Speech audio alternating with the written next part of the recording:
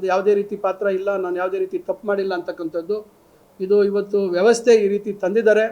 ಇವತ್ತು ಭಾಳಷ್ಟು ಜನ ಇವತ್ತು ರಾಜೀನಾಮೆ ಕೊಟ್ಟು BJP ಸೇರ್ಪಡೆ ಆಗಿರೋಂಥವ್ರ ಬಗ್ಗೆ ತನಿಖೆಗಳಾಗಿರ್ತಕ್ಕಂಥದ್ದು ಸ್ಥಗಿತ ಆಗಿದ್ದಾವೆ. ಕೆಲವರಿಗೆ ಕ್ಲೀನ್ ಚಿಟ್ಟನ್ನು ಕೊಡ್ತಕ್ಕಂಥ ಕೆಲಸ ಆಗಿದೆ.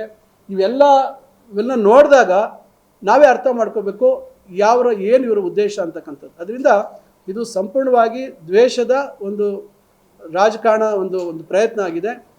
ಇದು ನೀವು ಎಲ್ಲರ ಬಗ್ಗೆ ತಮ್ಮ ಪಕ್ಷದಲ್ಲಿರ್ತಕ್ಕಂಥವ್ರು ಈಗ ಹಿಂದೆ ಬೋವಿ ನಿಗಮದಲ್ಲಿ 50 ಕೋಟಿ ರೂಪಾಯಿಗಿಂತ ಹೆಚ್ಚು ವ್ಯವಸ್ಥೆ ಒಂದು ತನಿಖೆ ಆಗ್ತಾ ಇದೆ.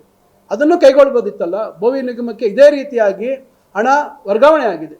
ಯಾಕೆ ಅದ್ರ ಬಗ್ಗೆ ಇಡಿ ಮುಂದೆ ಬರಲಿಲ್ಲ? ಯಾಕೆ BJP ಸರ್ಕಾರ ಇತ್ತು ಅಂತ ಮುಂದೆ ಬರಲಿಲ್ವಾ?